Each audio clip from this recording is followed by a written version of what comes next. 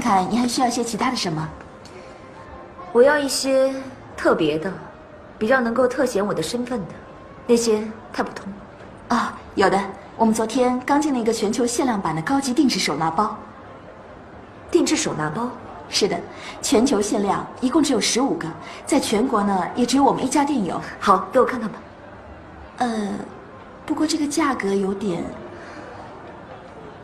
你不知道我谁吗？啊，知道知道，您是振宇集团的儿媳妇。儿媳妇？我说经理啊，怎么我就不喜欢你这么称呼我呢？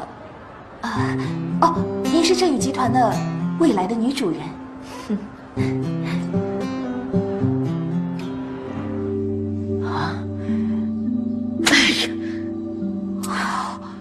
一看吓一跳，这1个月花了这么多钱，都给我买辆车了，还是一辆不错的车呢。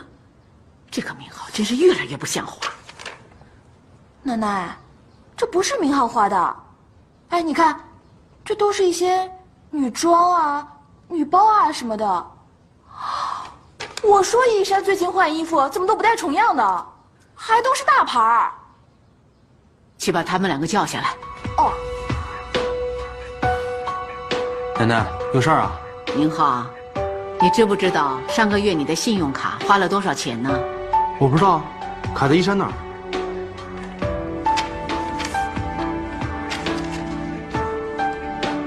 一山，你知不知道你花了多少钱买衣服、买包包？我是给依婷花的，我想哄她开心啊。你妹妹，全给她买的？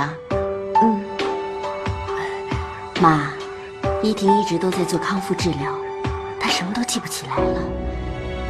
依山是想让她妹妹开心开心，所以可以理解。要是她这些钱都是花在给妹妹康复治疗，那就算了。但是，要是花在买衣服上，她就能好了。我知道，奶奶，我以后会注意的。依山啊，你以前每个月是赚多少钱呢？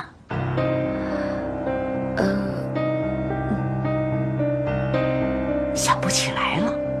哎呀，真是富贵不得，这才享了几天福啊，连自己以前赚多少钱都想不起来了。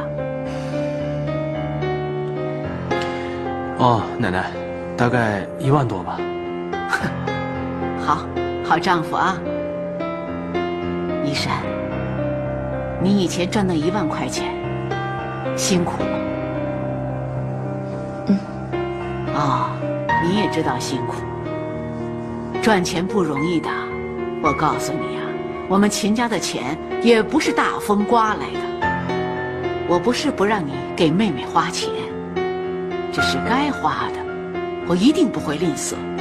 但是感情用事，胡乱花钱，我是不允许的。是的，我们秦家能够走到今天，就是因为本着勤俭持家这一点。所以你跟明浩都要永远记住，你忘了就等于是忘本。好了好了，妈，别生气了，这不都解释清楚了吗？以后啊，他们会注意的。